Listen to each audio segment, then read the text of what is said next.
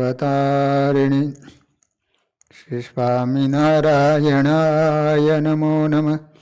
श्री हरिकृष्णाय घनश्यामाय नीलकंठाय श्रीयोदासाय नमो नमः।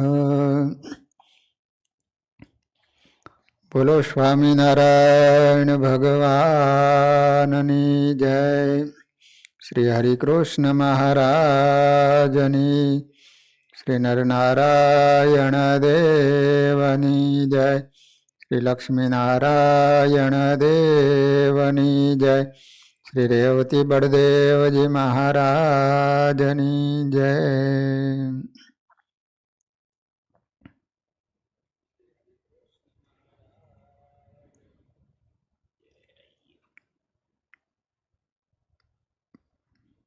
આપણે પુનર્જન્મ વિશે વાત ચાલી રહી છે। જીવ છે એ અનાદિ છે, એ કોઈ દિવસ ઉત્પન્ન થતો નથી। જે રીતે રાસાયણિક પદ્ધતિથી કે આનુવંશિક જીવ નથી, અનેક જન્મોના કર્મ કરતા કરતા કર્મના સંસ્કાર બાંધીને આવ્યા છે। એટલા માટે આવું પ્રગટ થાય છે। અને કોઈ એવા જીવ પણ આવી જાય છે કે જેને જન્મથી વૈરાગ્ય છે, સંસાર ગમતો નથી। પૂર્વના એના કર્મો અનુસારે જીવ એ ભાવ પ્રગટ કરે છે। નહીં તો બધા હરખા જ હોવા જોઈએ ને, પણ પૂર્વે જેવા કર્મો કરેલા હોય ને એ પ્રમાણે આ જન્મમાં ભાવ પ્રગટ થતો હોય છે। પૂર્વે સારા કર્મો કરેલા હોય તો એને વૈરાગ્ય થાય, ભગવાનનો મહાન ભગત બને। પૂર્વ જન્મના એવા પાપ કરેલા હોય બહુ, તો આ જન્મમાં એને ભગવાન કે સત્સંગને માટે ચાલવું ગમે નહીં।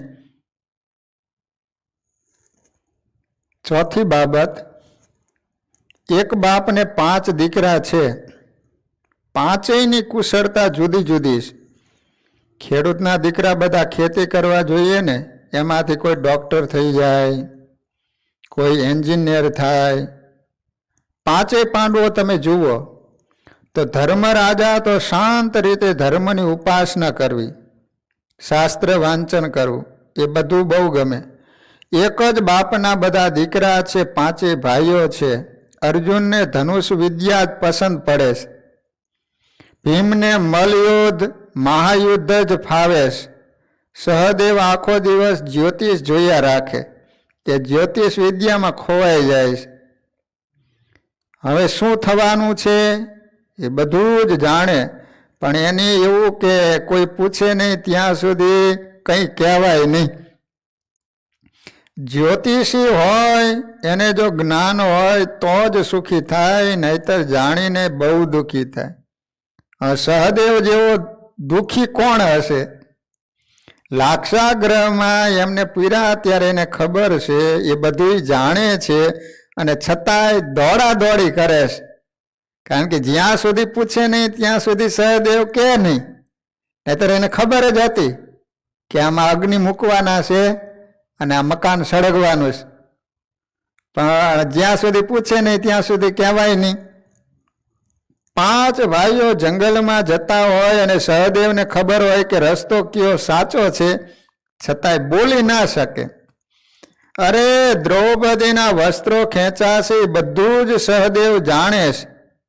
નકુલભાઈને તો અશ્વવિદ્યામાં રસ છે। 5 ભાઈઓના અલગ સ્વભાવ છે। જેની જેટલી પેઢીઓમાં કોઈ કંજૂસ થયો નથી, એને ત્યાં એવો દીકરો આવે કે બીજાનું લઈ લે, પણ એક દમણી પણ કોઈને આપે નહીં। અને ઘણા એવા કંજૂસ પરિવારો હોય, એમાં એવો દીકરો પેદા થાય કે કર્ણનો અવતાર જોઈ લ્યો। આમાં આનુવાંશિક ગુણોનો કાંઈ મેળ રહેતો નથી. એટલે એ જીવના પૂર્વ કર્મો છે. આ બધી જે આદતો છે એ આદત તો તમે બહુ નિરીક્ષણ કરો તો તરત ખબર પડે. એ એક દિવસમાં કાંઈ ખબર ન પડે, પણ તમે જોઈએ જ રાખો અને તમારી પાસે સૂક્ષ્મ દ્રષ્ટિ હોય તો તમને ખબર પડી જાય કે આનો આગલો જન્મ કયો હશે, આ ક્યાંથી આવે છે, આગલા જન્મમાં આ શું હશે, એ ખબર પડી જાય. એક બહેન એના ધણીને લઈને પશુ ડૉક્ટર પાસે ગયા. કહે, સાહેબ આનો ઈલાજ કરો. પેલો ડૉક્ટર કે, બહેનજી હું પશુનો ડૉક્ટર છું, ઢોરાનો. પશુ ચિકિત્સક છું, માણસનો ડૉક્ટર નથી. તો કે મને ખબર છે એટલે જ લઈ આવીશું. આ લાત બહુ મારે છે. એને પૂર્વજન્મની આદતને ઓળખતા આવડે તો ખબર પડી જાય કે આગલા જન્મમાં શું થઈને આવ્યો છે. આ જન્મમાં બહુ લાતું માર કરતા હોય ને તો સમજી લેવાનો પૂર્વજન્મમાં બળદિયો થઈને આવેલો કે ઘોડો થઈને આવેલો. જો એક કુંભાર ભગત હતા, એની એક દીકરી હતી. ભગત ભોળા અને ભજનમાં મસ્ત રહે, એને આ સંસાર ઓછો ફાવે. એના સંબંધીઓને એને કહી રાખ્યું હતું કે કોઈ એવો યોગ્ય મૂર્તિઓ દેખાય તો મારી દીકરીના હાથ પીડા કરી દેવા. મને તો આવી સાંસારિક વાતોમાં કાંઈ ખબર ના પડે, એટલે તમે બધું ગોઠવજો. હવે એમાં એવું થયું કે 3 સંબંધીઓએ 3 જગ્યાએ હા પાડી દીધી. દીકરી એક અને 3 ઠેકાણે સંબંધ કરી નાખ્યા. દીકરી એક હતી ને મુહૂર્ત પણ પાછા એક જ દિવસના આવતા હોય. એક જ દિવસનું એક મુહૂર્ત અને 3 જાન આવવાની થઈ. હવે 3 સંબંધીઓએ વારા ફરતી કુંભાર ભગતને ખ્યાલ આપ્યા કે આવતી 10મી તારીખે જાન આવશે. એક દીકરી 3 વરરાજા. કુંભાર ભગત મૂંઝાયો. પછી ત્યારે ક્યાં જાય? એક સાધુ હતા, એને જઈને પગમાં પડીને કુંભાર ભગત રડવા માંડ્યો. બાપજી આવું થઈ ગયું, હવે મારે શું કરવું? સાધુ કહે, ભૂલ મોટી થઈ ગઈ ભગત, ધ્યાન રાખવું જોઈએ ને. ભગત કે, અરે બાપા તે જે થયું તે થયું, હવે શું કરવું? સાધુ એવો સમર્થ હતો, એમણે કહ્યું કે લે તુંબડીનું જળ લઈ જા, તને જે સામું મળે એના માથે છાંટજે, એમાંથી દીકરી થાય છે. તારે તો હજી 2 દીકરી જોઈએ છે ને, 2 વાર છાંટજે એટલે 2 થઈ જશે. 3ના માંડવા એક સાથે ગોઠવી દેજે, 3 પરણી જશે. વરરાજાને ક્યાં ખબર છે કે કોણ ક્યાંથી ક્યું આવ્યું છે. અને સાધુએ ભગતને તુંબડીમાં જળ આપ્યું. કુંભાર ભગત એની પર્ણકુટીથી નીકળ્યો. થોડો આગળ ગયો, ત્યાં કૂતરી સામે મળી. પહેલા તુંબડીમાંથી જળ લઈને અંજલિ ભરીને સાધુનું અને ભગવાનનું નામ લઈને છાંટ્યું. ત્યાં તો ઘરે દીકરી હતી એવી જ થઈ ગઈ, કૂતરીમાંથી દીકરી થઈ ગઈ. આગળ ગયો તો બિલાડી મળી, અને જેવી અંજલિ છાંટીને એટલે ઘરે દીકરી હતી એવી જ દીકરી થઈ ગઈ. 2 દીકરી લઈને ઘરે આવ્યો. ઘરે તો એક દીકરી હતી, ઓલી 3 દીકરીના માંડવા નાખ્યા. 3 જાન આવી, 3 દીકરી પરણાવી દીધી. જાન વડાવાઈ ગઈ, વાત પૂરી થઈ ગઈ. પણ 4-6 મહિને ભગતને એમ થયું કે દીકરીને મળવા જવું, પણ મારી દીકરી કઈ? સાચી દીકરીમાં જ વધારે લાગણી હોય ને. ભગત મૂંઝાણા, પણ પછી વિચાર્યું કે 3 છે તો આપણી જ ને, એટલે ભગત 3 દીકરીઓને મળવા ગયા. એકના ઘરે જઈને બેઠા, આગતા સ્વાગતા થઈ. વેવાઈ આવો આવો કઈ ખાટલો પાથર્યો, મોરલા દોરેલા ઓશિકા એ બધું નાખ્યું. પછી થોડું ખાવા પીવાનું, સોપારી એવું બધું બાજુમાં મૂક્યું. પાડોશમાંથી રેડિયો માગીને લઈ આવ્યા. છૂટા ચૂરમાની ઉપર ચોખા ઘીની ધાર કરીને જમાડ્યા. જમી લીધું. પછી ભગતે ધીમી કરીને પૂછ્યું, મારી દીકરી અહીં પરણાવી, પણ એની કોઈ ફરિયાદ નથી ને? તો કે ના, દીકરી તો બહુ ડાયી છે, પણ એમાં એક કુટેવ છે, એ વડકા બહુ ભરે છે. ભગતે વિચાર્યું કે આ પેલી કૂતરી માથે અંજલિ છાંટેલી છે ને, એટલે જેમ તેમ મળીને નીકળી ગયા. બીજે ઘરે આવીને મળ્યા, બધાને આનંદ થયો, સ્વાગત થયા. જેમાં ભગતે પૂછ્યું, અમારી દીકરીની કોઈ ફરિયાદ નથી ને? તો કે ના ના, દીકરી તો બહુ ડાયી છે, પણ વાસણ બહુ ચાટે. ભગતે વિચાર કર્યો પેલી બિલાડી. ત્રીજે ઘરે ગયા અને કહ્યું મારી દીકરીની કાંઈ ફરિયાદ નથી ને?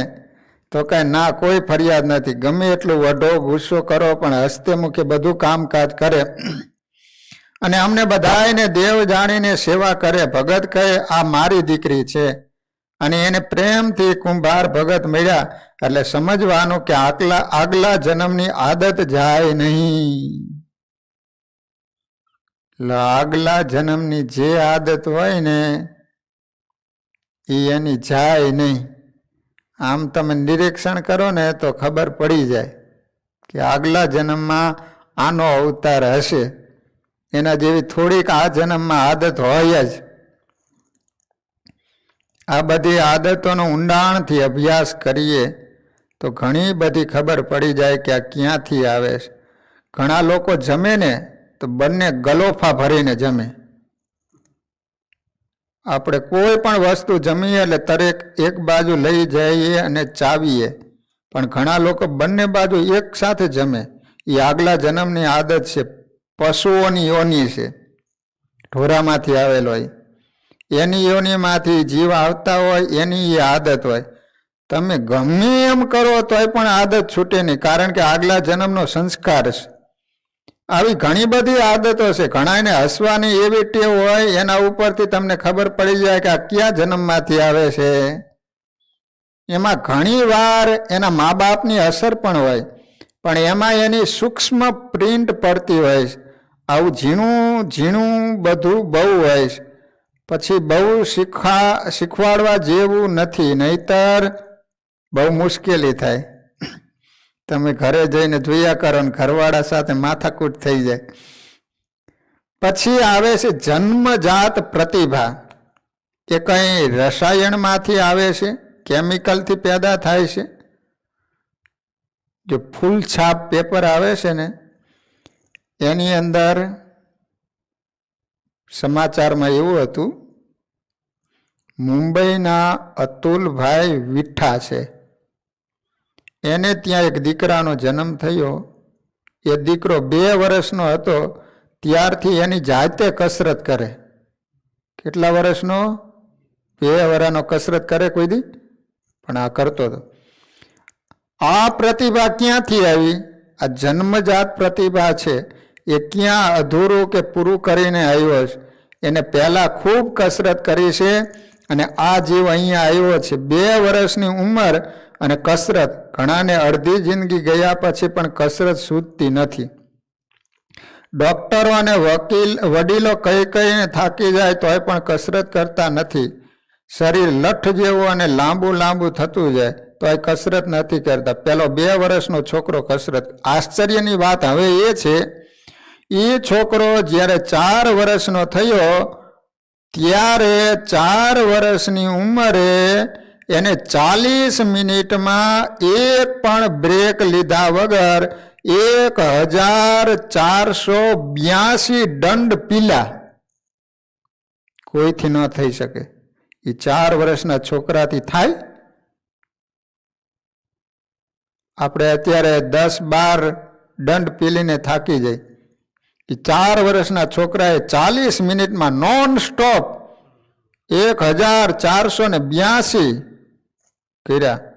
આ કંઈક કેમિકલમાંથી પેદા થયો છે. થોડા વખત પહેલા એક સમાચાર હતા કે 3 વર્ષનો છોકરો સરસ મજાના તબલા વગાડે. તમે પણ વાંચ્યું હોય છે. આપણે એક તાલ શીખતા નાખે દમ આવી જાય અને આ જન્મજાત વગાડે. તમે કોઈ પણ ગીત ઉપાડો કે જાતના તાલ તરત ઉપાડી લે. આ શીખા વગર ક્યાંથી આવ્યું? આ પુનઃ જન્મનો સિદ્ધાંત છે. એ પૂર્વ જન્મમાં શીખીને આવેલો છે. એટલે જ્યારે જન્મ થાય ને તરત છોકરું તબલા જેવડું હોય ને તો તબલા વગાડવા માંડે. અમુક તો એટલા હોય કે એ દેખાય નહીં ને એટલે નીચે ઓશિકા મૂકે. તબલા કરતા નાનું હોય. કેમ આવડાવીને? એ પૂર્વ જન્મમાં શીખીને આવેલો હોય. એ શીખીને આવ્યો. જન્મજાત પ્રતિભા છે. અત્યારે તમને ખાલી શીખવાડવું તોય તમને 3 વર્ષે પણ આવડે નહીં. ઘણા લોકોને આવડતું ન હોય અને મંજીરા લઈને બેસે ને આજુબાજુ વાળો ટોલો તોડી નાખે.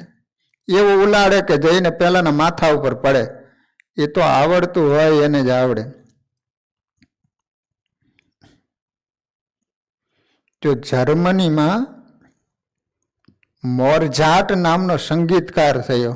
જર્મનીમાં વર્ષો પહેલા સંગીત વિશ્વનો બેતાજ બાદશાહ. 4 વર્ષે પિયાનો વગાડે, પિયાનો. 5 વર્ષે વાયોલિન વગાડે. 6 વર્ષે સારેગમના સ્વરના બીજાના લખેલા સ્વરાંકન હોય એને વાંચે અને લખી બતાવે. બહુ અઘરી વસ્તુ છે, તમને ખ્યાલ હોય તો જ સમજાય. એ લખે અને વાંચી બતાવે અને એ પ્રમાણે વગાડી બતાવે. 9 વર્ષે નોટ ચોપડીની એને જરૂર ના પડે. કોઈની બનાવેલી નોટેશન્સ હોય એને એકદમ કંઠે બોલે. અને 14 વર્ષે તો પોતે સંગીત કમ્પોઝ કરવા માંડ્યો. કમ્પોઝ કરવું એ અઘરામાં અઘરું કામ છે. સ્વતંત્ર બુદ્ધિથી પોતે કરી બતાવે. એ મોરઝાટ પાસે એકવાર 20-25 વર્ષનો છોકરો આવ્યો અને કહ્યું કે મોરઝાટ સાહેબ, મારે નવા નોટેશન્સ રચવા છે, ગીત સંગીતો કમ્પોઝ કરવા, તો હું કરું? ત્યારે મોરઝાટ તો વૃદ્ધ થઈ ગયા હતા. એ 25 વર્ષના છોકરાને મોરઝાટે કહ્યું કે તમારી ઉંમર નાની પડે. ત્યારે એને કહ્યું કે સાહેબ, તમે 14 વર્ષની ઉંમરે નોટેશન્સ લખતા અને ગીત કમ્પોઝ કરતા? મોરઝાટે 2 ધડક જવાબ આપ્યો કે બેટા, એટલા માટે કે હું કોઈને પૂછવા નહોતો ગયો. મારી અંદરની સ્વયં પ્રતિભા હતી, એ મારે ક્યાં કોઈને પૂછવાની જરૂર હતી. તું પૂછવા આવ્યો છે એનો મતલબ જ એ છે કે તારી અંદર એ પ્રતિભા નથી, અંદર ખાલી છે. અને તું શું કરવાનો છે? અંદર હોય તો છલકાયા વગર રહેવાનો નથી. લાઠીના સુંદરસિંહજી રાજવી કવિ કલાપી તરીકે ઓળખાયા. એનું પુસ્તક કલાપીનો કેકારવ આજે પણ મળે. 26 વર્ષ જીવા પણ એમને જે ગીતો લખ્યા એ ગીતો લગભગ 50 વર્ષ પછી સૂઝ પડે એવા ગૂઢ લખ્યા છે. જ્યાં જ્યાં નજર મારી ઠરે ત્યાં ત્યાં નિશાની આપની, જ્યાં જ્યાં ગુલો જ્યાં જ્યાં ચમન ત્યાં ત્યાં યાદી ભરી છે આપની. આપણને મસ્તી આવી જાય, શું વાતો લખી છે એને. આ સાહિત્ય હવે ના મળે, ક્યારેક રોવાઈ જવાય. ગુજરાતી ભાષાની સમૃદ્ધિ સલકાતી હોય. શંકરાચાર્યજીએ 32 વર્ષમાં જે કામ કર્યું, 8 વર્ષમાં 4 વેદ ભણી લીધા. 8 વર્ષમાં 12 વર્ષે તમામ શાસ્ત્રોમાં પારંગત થઈ ગયા અને 16 વર્ષે ભગવદ્ ગીતા, ઉપનિષદ અને વ્યાસજીના ગહનમાં ગહન બ્રહ્મસૂત્ર ઉપર ભાષ્ય લખી નાખ્યા. આ ક્યાંથી થાય એ વિચારો. સ્વયં એવો પ્રતિભાશાળી જીવ ક્યાંકથી આવે છે. કૈલાસાધિપતિ મહાદેવ શંકરનો અવતાર સ્વયં શંકરાચાર્યજી છે. એને ક્યાં જ્ઞાનની કે કોઈ પાઠશાળાની જરૂર હોય. ભારત વર્ષમાં જે કાંઈ વિદ્યાઓ છે એ બધા એના દેવોના દેવ મહાદેવ છે. ભલે શમશાનમાં રહે, કપડાં નથી પહેરતા, આપણને ઘણાયને ગમે નહીં, પણ મહાદેવ એ મહાદેવ છે. સંગીત વિદ્યા, નૃત્ય વિદ્યા, વ્યાકરણ વિદ્યા, ગાયન વિદ્યા, એ બધી વિદ્યાના પ્રચાર દેવ મહાદેવ છે. એટલે શંકરાચાર્યજી શંકરનો અવતાર હતા. એટલા માટે આટલા વર્ષમાં વિદ્યા ભણી લીધા. આપણને કઈ ન આવડે, એને કાંઈ ભણવાનું ન હોય, પણ છતાં થોડી ઉંમરમાં બધી વિદ્યા હસ્તગત કરી લે છે અને 32 વર્ષમાં 4 મઠ સ્થાપીને હિન્દુ ધર્મ માટે બહુ મોટું કામ કરી જાય છે. 32 વર્ષનો છોકરો શું કરી શકે? આપણે એને પૂછીએ કે શું કરો છો? નોકરી ગોતું છું. એની બદલે શંકરાચાર્યજીએ 32 વર્ષમાં 4 મઠ આખા ભારતભરમાં, જ્યાં જાઉં છું ત્યાં બધા ના પાડે.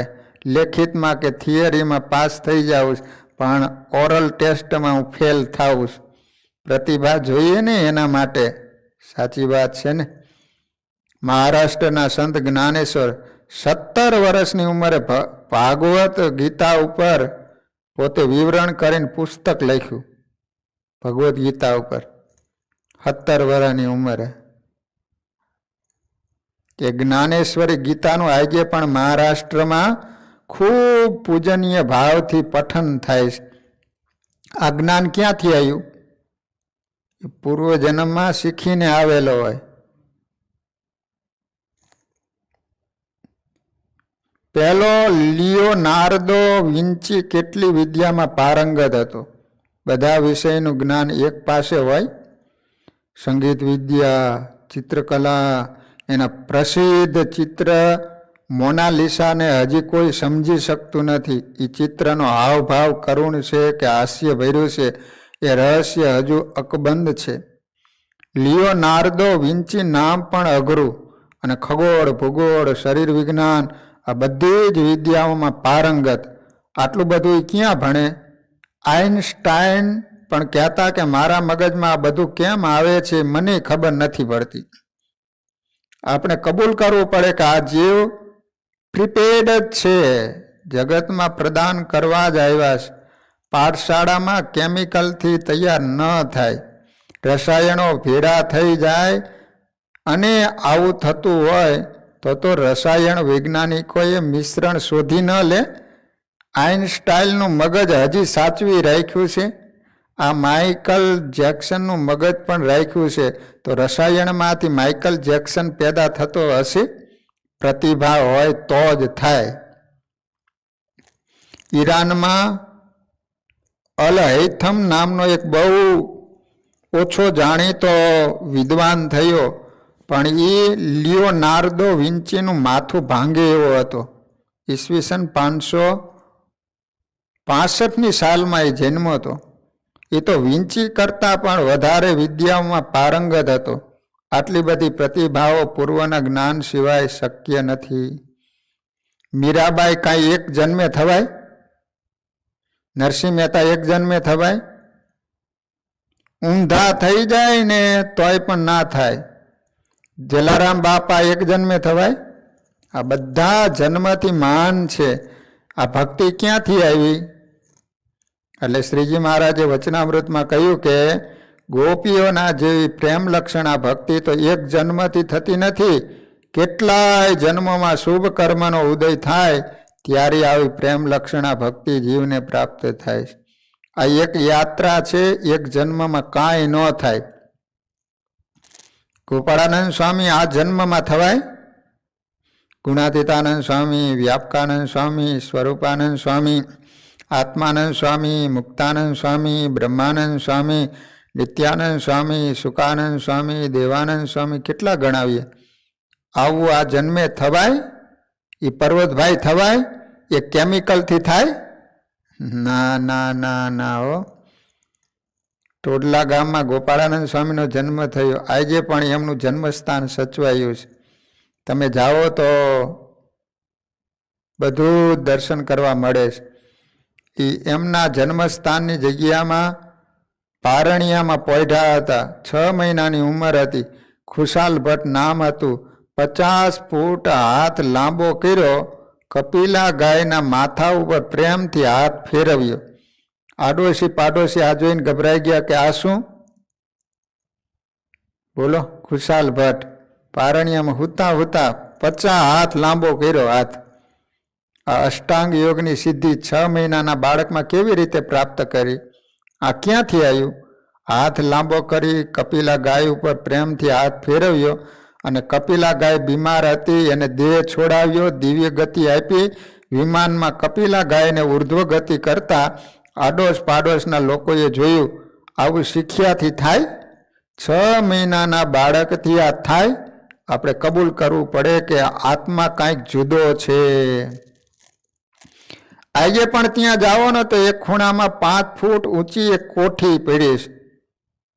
ટોરડા ગામમાં હો, ગોપાળાનંદ સ્વામીનો જન્મ થયો ત્યાં. એના ઉપર ગોળનું માટલું પડ્યું હતું. ખુશાલ ભટ્ટ ત્યારે 5 વર્ષના બાળક હતા. ઘરમાં મિત્રો સાથે રમતા હતા ને ગોળ ખાવાની ઈચ્છા થઈ. ખુશાલ ભટ્ટે 5 ફૂટ ઉપરથી માટલું ઉતાર્યું, 1 મણ ગોળનું માટલું અને પોતે 5 વર્ષના બાળક, કેટલી ઊંચી કોઠી, એના ઉપર માટલું, પાછો 1 મણનો ગોળ, અને ખુશાલ ભટ્ટે આરામથી લાંબા હાથ કરીને ઉતારીને બાળકો સાથે ગોળની ઉજાણી કરી. આ કેમિકલથી થાય? એક દિવસ 7 વર્ષની ઉંમરે એના માતૃશ્રીને કહ્યું, બા, આજે ગણેશ ચતુર્થી છે, તો ગણપતિ બાપાને ચૂરમાના લાડુ જમાડવા છે. તો બા, મને ચૂરમાના સરસ લાડુ બનાવી દો ને. આપણને ગણેશ ચતુર્થી ક્યારે આવીને ચાલી જાય એ ખબર નથી પડતી. એટલે એના બા કહે, ભલે બેટા. એમણે સરસ મજાના ઘી ગોળના ખસખસ લગાવી અને એક થાળીમાં ચૂરમાના લાડુ બનાવી ખુશાલ ભટ્ટને આપ્યા. ખુશાલ એ થાળ લઈને કપડું ઢાંકીને બાળકો સાથે શિવ મંદિરે ગણપતિ બાપાને જમાડવા ગયા. સાથે 8-10 બાળકો એમના જેવડા હતા. ગણપતિ બાપા આગળ ખુશાલ ભટ્ટે પહેલા લાડુનો થાળ મૂક્યો. લ્યો દાદા, જમો. છોકરા બધા ખુશાલ ભટ્ટની બાજુમાં બેઠા હતા. ગણપતિ પ્રગટ થયા અને સૂંઢ કાઢી. પેલા છોકરા ગભરાઈ ગયા. એ આ શું હે? બધા ભાગવા માંડ્યા. ગણપતિ બાપા સજીવ થયા એટલે શું થાય? સારું છે કે આપણે દર્શન કરવા જઈએ ત્યારે સજીવ નથી થતા, નહીતર આમ ખાલી સૂંઢેથી થપ્પડ માર્યું હોય ને. ખુશાલ ભટ્ટ છોકરાઓને કહે, ચાલો બેસો બેસો, ગભરાઈશો માં આવો. બધા મિત્રો છુપાઈ ગયા. ખુશાલ ભટ્ટ સાથે ગણપતિ બાપાએ પહેલા થાળમાંથી લાડુ લઈ એમના પિતાજી મહાદેવ શંકર બાપાને આપ્યા. મહાદેવે લીધા અને જમવા માંડ્યા. મહાદેવ શંકર લાડુ જમવા માંડ્યા. 2 લાડુ લઈ સૂંઢથી માતાજીને આપ્યા અને પાર્વતી પણ જમવા માંડ્યા. પછીના લાડુ એક એક લઈ ગણપતિ જમવા માંડ્યા. એક એક કરીને આખો થાળ ખાલી થઈ ગયો. આ પ્રતિભા ક્યાંથી આવે છે? આત્માઓ જ અલગ છે. એ આવે છે અને આવા કાર્યો કરે. બાકી એમ કાંઈ ચેતનાથી પેદા થઈ જાય અને મૃત્યુ પછી આ કાંઈ રહેતું નથી, એવું કેમ કહેવાય? 7મો મુદ્દો, જોડિયા બાળકો એક જ સરખા હોય છે. બંનેના સુખ દુઃખમાં ફેર શા માટે? એક રાજા હોય ને એક ગરીબ, નકર 2 હરખા થવા જોઈએ ને. આવું શા માટે થયું? એક શૂરવીર તો એક ડરપોક, આવું કેમ? એકને જ્યાં હાથ નાખે ત્યાં પૈસાનો વરસાદ થાય અને એક જ્યાં હાથ નાખે ત્યાં પૈસા ખોઈને આવે. એક ભાઈ ઝાડવાની જેમ ઘેઘોર થતો જાય ને એક ક્યારે 2 પાંદડે પણ થાય નહીં, આવું કેમ? ત્યારે માનવું પડે કે આ કર્મના હિસાબ છે. સમજ્યા ને? સુખી બને છે એનું કારણ પૂર્વે એવા સારા કર્મો કરીને આવ્યા હોય ને તો આ જન્મમાં સુખી થાય. અને જો મર્યા પછી કાંઈ બચતું ન હોય તો કર્મ કરીને એનું શું? ઘણા નેતાઓ એટલા પાપ કરે છે કે વાત જ જવા દો, દેશને ભૂખે મારી નાખે. એ અત્યારે સામે મળે તો 2 લાફા મારી દેવા જોઈએ. સરકારી ગોદામ બધા દારૂના ધંધાવાળાને ભાડે આપી દે અને બધું અનાજ બહાર સડે અને રખડે. કૃત્રિમ રીતે ભાવ વધારે અને ગરીબ લોકો મરી જાય. કેટલા ખેડૂત આત્મહત્યા કરે, કેટલા દુઃખી થઈ જાય. એના કર્મના તમે બંધન જુઓ. કેટલા કર્મ ભેડા કરે, કેવી કેવી રીતે લોકોને પીડે. આજે કેટલા માણસો દુઃખી થઈ ગયા છે. એ નેતાઓને કેટલા કર્મો લઈ ગયા છે.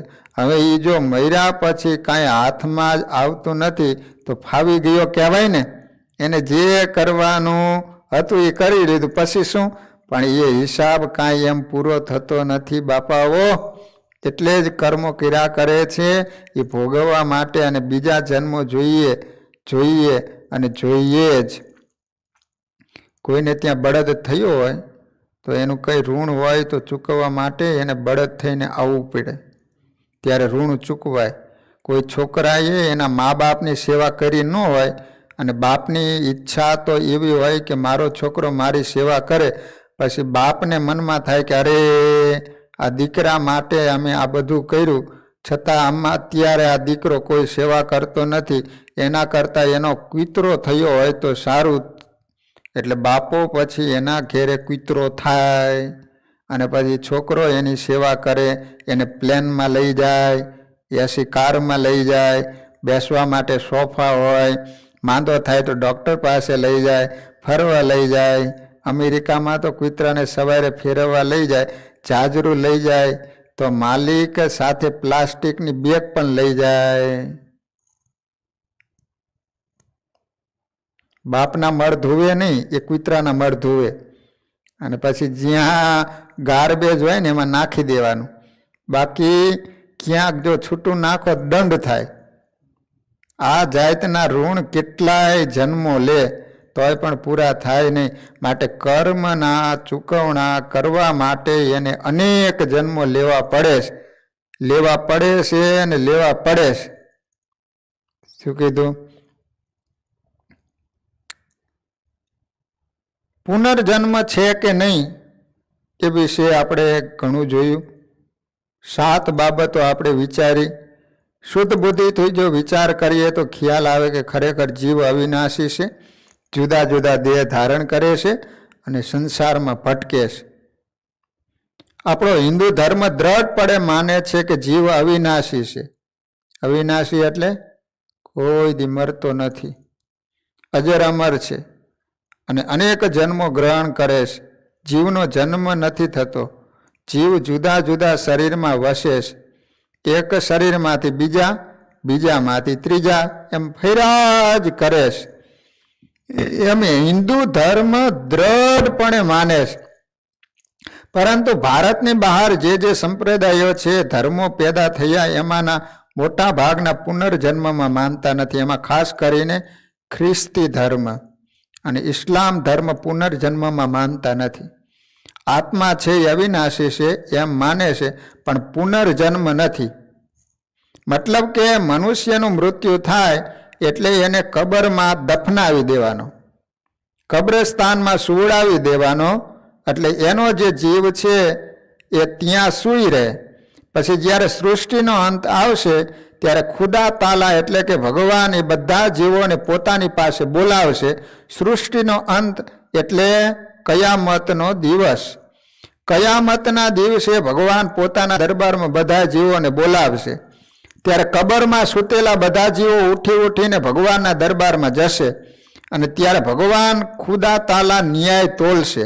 ખ્રિસ્તી લોકોની આવી માન્યતા છે. પાપ પુણ્યના હિસાબનો ઇન્સાફ કરશે અને જેને પાપ કર્યા હશે એને સદાયને માટે નરકમાં નાખશે, જેને પુણ્ય કર્યા હશે એને સદાયને માટે સ્વર્ગમાં નાખશે. બસ પછી ત્યાંથી નીકળવાનો કોઈ વારો નહીં. આ પ્રકારની ધર્મની માન્યતા છે. આપણને તો ગળે ઉતરે નહીં, પરંતુ એ ધર્મમાં જન્મેલા બૌદ્ધિકો, વિચારકો, ચિંતકો એમને પણ આ વાત કંઈ ગળે ઉતરે એવી નથી. ખાસ કરીને ખ્રિસ્તી ધર્મના વિચારકોમાં એવા વિચારો છે કે જે લોકોએ પાપ કર્યા એમને નરકમાં સદાને માટે નાખ્યા. તો ઈશ્વર શું એટલો બધો ક્રૂર, નિષ્ઠુર અને દયાહીન છે કે કોઈ જીવથી મનુષ્ય દેહ ભૂલ થઈ તો પછી એને સદાયને માટે નરકમાં જ નાખ્યો અને એને સુધરવાનો કોઈ સ્કોપ જ નહીં? પૃથ્વી પર પણ ઘણા એવા કિસ્સાઓ જોવા મળે છે કે કોઈની કંઈ ભૂલ થઈ હોય તો ન્યાયાલયમાં ન્યાય એવો મળે છે કે એની ભૂલને સુધારવાનો અવકાશ છે. જેલમાં પૂર્યો હોય છતાં જો સારી વર્તણૂક હોય તો એને વહેલો છોડી મૂકવામાં આવે. અહીં પૃથ્વી પણ જો આવી વ્યવસ્થા હોય તો પરવરદિગારના દરબારમાં આવી દયા કેમ ન હોય? એટલે પુનર્જન્મ હોવો જોઈએ.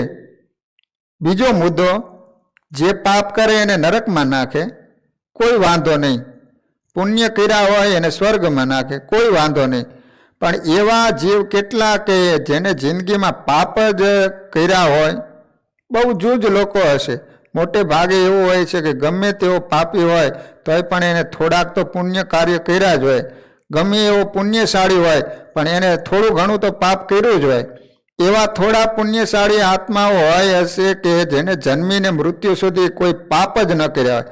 પણ એવો કોઈ પાપાત્મા સૃષ્ટિમાં નહીં મળે કે જેને જન્મીને કોઈ એકાદ સારું કામ ન કર્યું હોય. તો એનો અર્થ એ થયો કે પાપીના પણ થોડાક તો પુણ્ય હોય. પુણ્યશાળી હોય તો એને પુણ્ય કર્યા છે, પણ થોડાક તો પાપ થયા જ હશે ને. તો હવે જેને પુણ્યના હિસાબે સ્વર્ગમાં નાખ્યો તો એને જે પાપ કર્યા એનો ન્યાય ક્યારે? અને જેને પાપ વિશેષ કર્યા અને એને નરકમાં નાખ્યા તો જે સારા કાર્ય કર્યા એનો ન્યાય ક્યારે? એના વિશે તો કોઈ શાસ્ત્ર કંઈ કહેતું નથી. ત્રીજો મુદ્દો, બાળક જન્મ્યું એ 1 દિવસનું છે કે 1 વર્ષનું છે? બાળક 2 દિવસનું છે કે 2 વર્ષનું છે? અને મરી ગયું તો ન તો પુણ્ય કર્યું, ન એને કંઈ પાપ કર્યું, તો એને ખુદા તાલા ક્યાં નાખશે? ચોથી બાબત, મનુષ્ય માત્ર હંમેશા પ્રગતિ ઈચ્છે છે.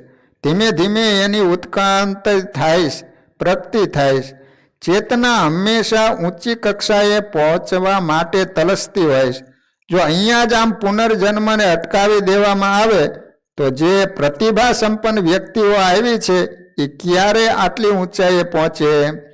કોઈક આ જન્મમાં પ્રગતિ કરી શક્યા છે તો બીજા એવા ઘણા છે જે પ્રગતિ કરી શકે એવા જ, અને ખુદા ચાન્સ ક્યારે આપે? એમને પણ પ્રગતિ કરવાનો ચાન્સ તો આપવો જોઈએ ને. એટલે આ જન્મે જેટલી પ્રગતિ થઈ એના માટે બીજા જન્મે એનાથી આગળ પ્રગતિ હોવી જોઈએ. એ વિચારતા પણ એમ લાગે છે કે પુનર્જન્મ હોવો જોઈએ. ખ્રિસ્તી ધર્મના ખાસ વિચારકોએ આવા બધા પ્રશ્નો ઉપસ્થિત કર્યા અને એને વિશે ઘણા બધા પુસ્તકો છે. તો આ રીતે ખરેખર એના કોઈ જવાબો અત્યાર સુધી ખ્રિસ્તી ધર્મમાં આપવામાં નથી આવ્યા. પણ હિન્દુ ધર્મ દ્રઢપણે માને છે કે પુનર્જન્મ છે. જેવા તમે કર્મો કરો છો એ પ્રમાણે એને જન્મ ભગવાન આપે છે.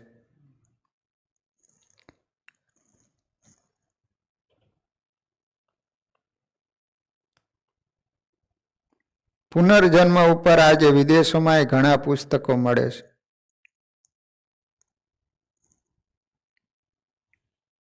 પણ અત્યારે આપણે પુનર્જન્મની વાત ખ્રિસ્તી અને મુસ્લિમ ધર્મના લોકોએ પણ વિચારી.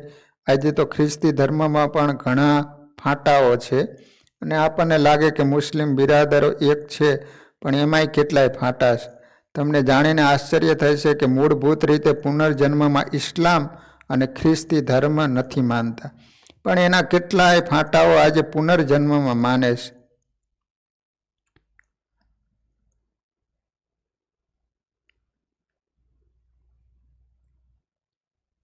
આપણે ત્યાં મહાભારત, ભાગવત, રામાયણ, ગીતા આ બધામાં પુનર્જન્મની કથાઓ છે. ભાગવતની અંદર નારદજીના 3 જન્મોની કથા છે. પહેલાં ગાંધર્વ હતા, પછી દાસીપુત્ર થયા, પછી બ્રહ્માના પુત્ર માનસ પુત્ર થયા. જળ ભરતના 3 જન્મની કથા છે. ચક્રવર્તી ભરત મહારાજા હતા, પછી હરણના બચ્ચામાં વાસના રહી એટલે હરણનો જન્મ મળ્યો, ફરીથી બ્રાહ્મણને ત્યાં જન્મ. પણ ખબર પડી ગઈ કે આ બહુ ડાપણ કરવામાં સાર નથી, એટલે સંસારમાં જાણી જોઈને ગાંડાની જેમ વર્તા મન દઈને ભગવાનનું ભજન કર્યું એટલે જળ ભરત કહેવાય. જય વિજય વૈકુંઠના પાર્ષદ હતા, એમને શ્રાપ લાગ્યો. એમના 3 જન્મોની કથા પણ આપણા પુરાણોમાં છે. હિરણાક્ષ અને હિરણ્યકશિપુ, પછી રાવણ અને કુંભકર્ણ થયા, દંતવક્ર અને શિશુપાલ થયા. આવી ઘણી કથાઓ આપણે ત્યાં ભાગવત, રામાયણ વગેરે ગ્રંથોમાં જોવા મળે છે. પણ આ તો બહુ જ દૂરના વર્ષોની વાત છે. વાલા ભક્તજનો, કથાનો સમય અહીંયા પૂરો. દરેક હરિભક્તોને જણાવવાનું કે આપણા પાટોત્સવ નિમિત્તે જે યજમાનો કરવાના હતા એ બધા જ યજમાનો થઈ ચૂક્યા છે. હવે કોઈ યજમાન બાકી છે નહીં. એટલે વાલા ભક્તજનો આની નોંધ લેશો. હવે કોઈ પણ યજમાન બનાવવાના નથી. બધા જ યજમાનો પૂરા થઈ ગયા છે. શ્રીપતિમ શ્રીધરમ સર્વદેવેશ્વરમ ભક્તિધરમ આત્મજમ વાસુદેવો મરે માધવમ કેશવમ કામદમ કારણમ સ્વામિનારાયણમ નીલકંઠમ ભજે સહજાન સ્વામિમહારાજની. સ્વામિનારાયણ સ્વામિનારાયણ સ્વામિનારાયણ સ્વામિનારાયણ સ્વામિનારાયણ.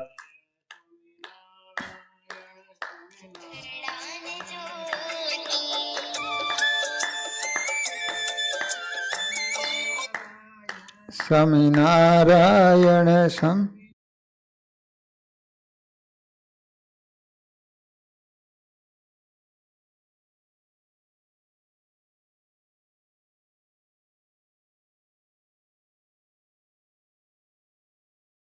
સ્વામિનારાયણ સ્વામિનારાયણ સ્વામિનારાયણ સ્વામિનારાયણ સ્વામિનારાયણ સ્વામિનારાયણ સ્વામિનારાયણ સહજાન મહારાજની ઘનશ્યામ મહારાજની જય. સ્વામિનારાયણ ભગવાનની બધા જ હરિભક્તોને ઘણા ભાવથી જય સ્વામિનારાયણ.